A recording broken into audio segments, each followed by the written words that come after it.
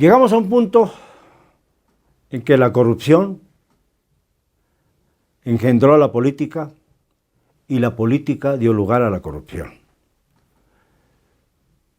En enero de 2018, el último día de enero de 2018, a 5 años de distancia de la explosión en las instalaciones de Pemex sobre la avenida Marina Nacional de la Ciudad de México, se anunció que la norteamericana empresa Shell, una de las más importantes del mundo por su cantidad de estaciones de gasolina, había logrado obtener 9 de las 19 concesiones de Pemex, de los 19 contratos que adjudicó Pemex para extraer petróleo.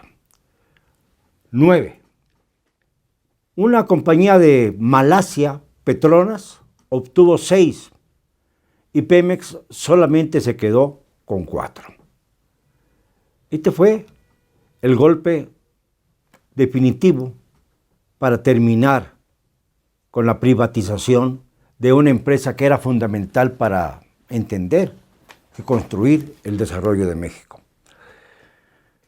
Pero todo esto está regido por una clase política que nos avergüenza.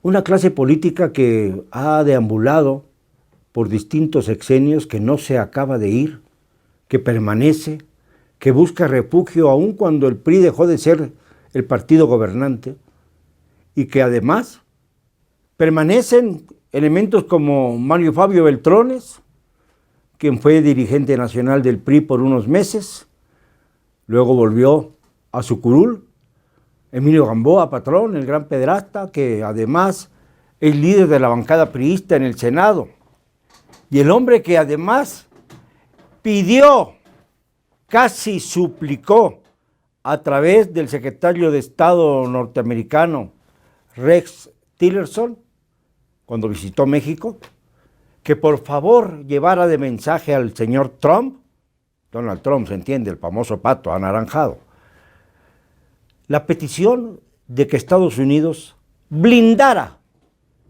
las elecciones en México. ¿Qué quiso decir con eso de blindadas? Yo le he dado vueltas al tema y me encuentro con que lo que quiere demostrar el señor Gamboa, el putrefacto señor Gamboa, es precisamente el hecho de que México ya está bajo la condición de Estado fallido. Pero no porque hayan fallado los mexicanos, sino porque han fallado sus gobernantes y ha fallado la clase política. La clase política aliada para desembocar en reformas que nunca han sido efectivas, que han servido para privatizar todo lo que México tiene, para dejarnos totalmente tirados en la lona, sin ninguna posibilidad de recuperarnos. Y ahora además, con el cuento de que Rusia quiere intervenir en las elecciones a favor de la izquierda, cuando la realidad es que si Rusia interviene es para tener el mejor aliado que podría obtener en la frontera misma de los Estados Unidos, es decir, en el país vecino, el país más cercano además de Canadá. Y esto para México es observar que nuestra soberanía está hecha trizas. La narcopolítica alcanza el petróleo y alcanza a todos los sectores financieros. Pero además, la narcopolítica impone, señala y busca a los principales candidatos para cooptarlos. Tengo la absoluta seguridad, con documentos además probatorios, de que en este momento no hay candidato, ni en los niveles municipales, ni en los estatales, ni en los federales, que pueda asumirse como que está libre de pecado en cuanto a sus relaciones con el narcotráfico. Esto es grave, muy grave, porque México está dominado por 8 grandes cárteles que se han apropiado de todo el suelo patrio. Hay 8 grandes cárteles en México que controlan también el rumbo político de la nación, porque son ellos los que imponen las condiciones, son ellos los que exigen una especie de derecho de paso para que los candidatos no tengan ninguna dificultad para llegar a los mítines en distintas partes del país. Hay zonas más peligrosas, por supuesto, todas las entidades del norte del país, pero también la corrupción del narcotráfico llega a Yucatán y a Quintana Roo. Por eso han sido encarcelados, en el caso de Quintana Roo, 2 personajes, 2 exgobernadores, Mario Villanueva Madrid y Roberto Borge Angulo. Los 2 exgobernadores de Quintana Roo, muy ligados al cártel de Juárez. Aquel cártel de Juárez que fundó Rafael Aguilar Guajardo y que dejó a Amado Carrillo Fuentes, el Señor de los Cielos, uno de los más duros en el combate contra la legalidad. Voy a enumerar a los 8 principales y más poderosos cárteles de México, los que verdaderamente tienen fuerza: el cártel de Sinaloa, el cártel del Golfo, los Zetas, Caballeros Templarios, Jalisco Nueva Generación, el cártel de Juárez, la famosa organización de los Beltrán Leiva, que tiene su asiento en Colima, allá donde también nació Miguel de la Madrid, uno de los elementos claves en el despegue del narcotráfico en nuestro país, porque siendo él presidente y secretario de Gobernación Manuel Bartlett, ahora uno de los consejeros de Andrés Manuel, en ese sexenio se produjo el primer boom del narcotráfico a nivel global. Y por supuesto que de la Madrid estaba muy manchado en todas estas operaciones. Y el octavo sitio está la que ya sabemos, la familia michoacana. Se disputan territorios, se disputan poder político, se disputan también la hegemonía. Cuando intentó Calderón, por ejemplo, muy ligado al narcotráfico, de acuerdo a lo que se ha ido denunciando poco a poco, recientemente lo dijo el hijo de Fausto Vallejo, el gobernador de Michoacán, y quien estuvo detenido, involucrado precisamente con el narcotráfico por sus tratos directos con el famoso Servando Martínez, la tuta, Servando Gómez Martínez. Este personaje que por ahora está en la cárcel fue el que por su actitud displicente, creyendo que jamás iba a ser descubierto, dio la pauta para enterarnos de cómo y hasta qué grado estaba involucrado el gobierno de la entidad michoacana con los famosos Caballeros Templarios y después con la nueva familia michoacana. Esto es terrible porque ya no sabemos si estamos en manos de los peores delincuentes o bien los peores delincuentes son los que ya están gobernando a nuestro país. 8 cárteles, 8 intereses distintos que no pudieron ser unidos. Recuerden ustedes el episodio dramático del accidente aéreo de Juan Camilo Muriño, precisamente el 8 de noviembre de 2008, cuando fue electo Barack Obama, presidente de los Estados Unidos, el primer afroamericano que llegaba a la Casa Blanca. Ese mismo día ocurre la tragedia de Juan Camilo Muriño, pero ¿qué había detrás de todo esto? Muriño era el niño favorito del señor Calderón, Felipe Calderón. Y claro, en esta circunstancia, Calderón le pide a Muriño que intervenga para tratar de unificar todos los cárteles de México en uno solo, con una sola cabeza, con el objeto de ir midiendo las fuerzas e imponiendo la posibilidad de que la clase política integral de nuestro país fuera la gran líder del narcotráfico. Calderón, a través de Muriño, fracasó en su intento, porque la respuesta de Joaquín Guzmán Loera, el Chapo, que era el indicado a encabezar esta confederación de cárteles mexicanos, acabó disparándole un misil, que esto fue lo que ocurrió, a la aeronave que transportaba a México desde San Luis Potosí a Juan Camilo Moriño y a Héctor Vasconcelos, no hay que olvidarnos, que estaba también muy ligado a todo lo que referente a las investigaciones relacionadas con el narcotráfico.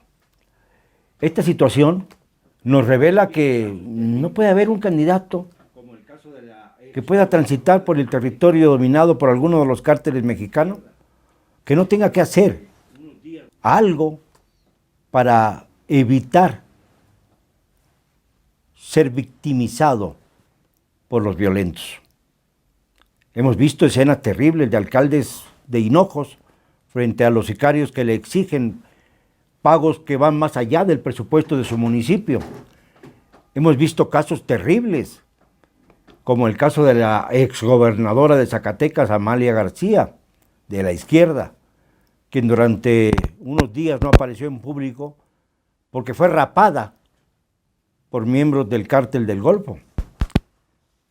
Y naturalmente vamos avanzando y nos damos cuenta de que todo ha sido, desde hace muchos sexenios, un combate permanente contra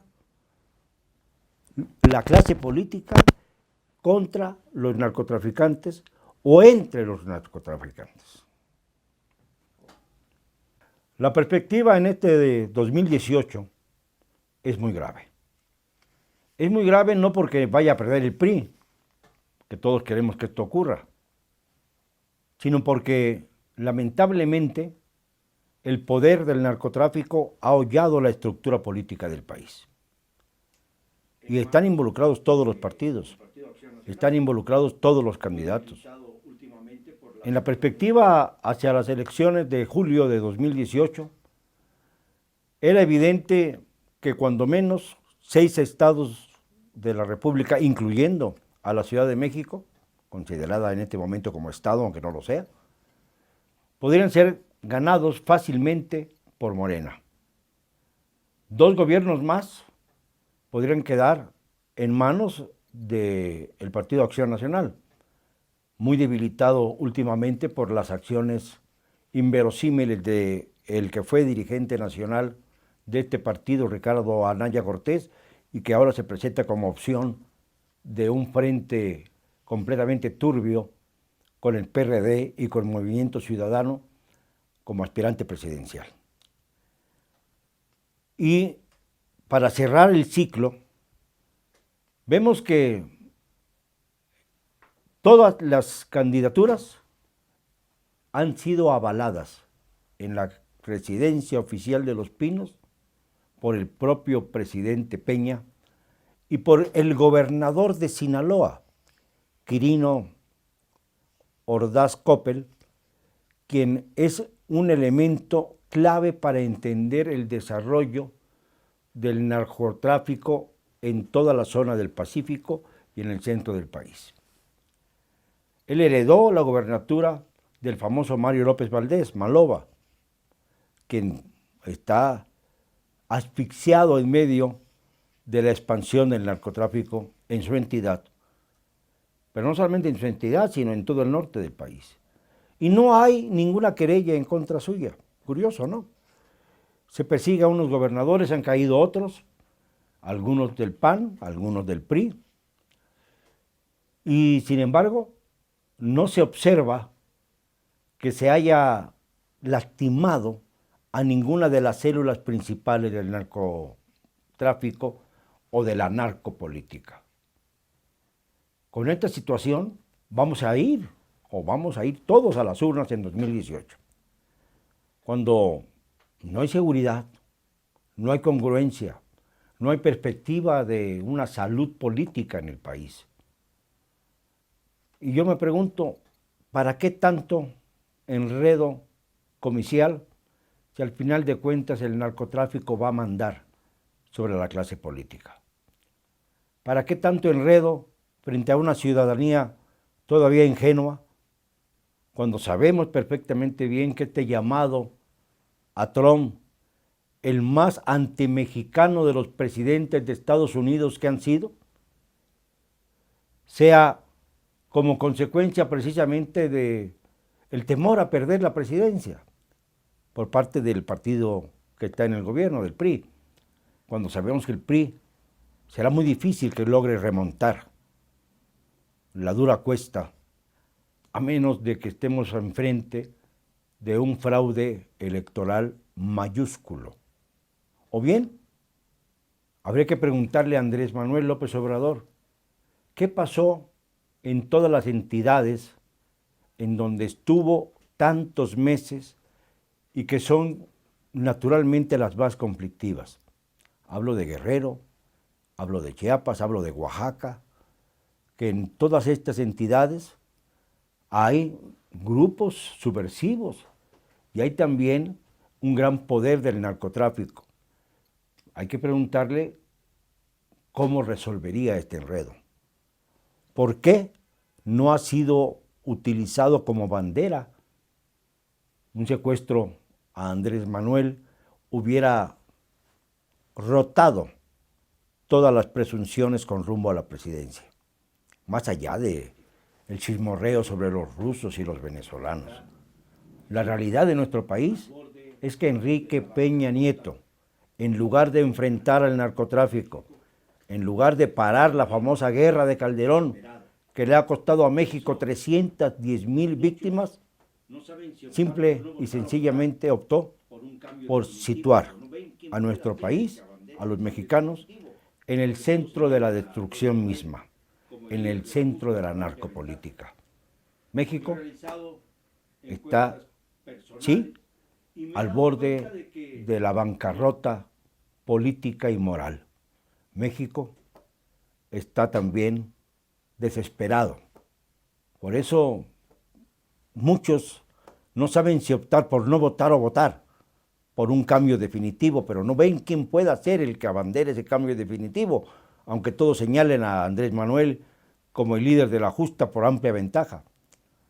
Yo he realizado encuestas personales y me he dado cuenta de que los números que manejan las encuestas profesionales nada tienen que ver con la simpatía y antipatía que tienen los mexicanos a los aspirantes a la presidencia. Andrés Manuel está muy arriba de todos ellos en este momento, cuando estamos filmando este documental libro que queremos rompa el protocolo natural sobre la publicación de análisis político y de crítica sobre todo. Vamos a romperlo. Vamos a romper este muro que divide mucho a las sociedades, que es el de la incomunicación. Hemos dado mucha información que puede ser de alto riesgo, pero hay que hacerlo para que todos estemos informados de hasta dónde puede llegar el roce brutal de los políticos que enfrentan la sucesión presidencial en 2018, dirigida por los Estados Unidos y por el narcotráfico que opera en México. Estamos pues en el borde del Estado fallido o dentro ya del mismo.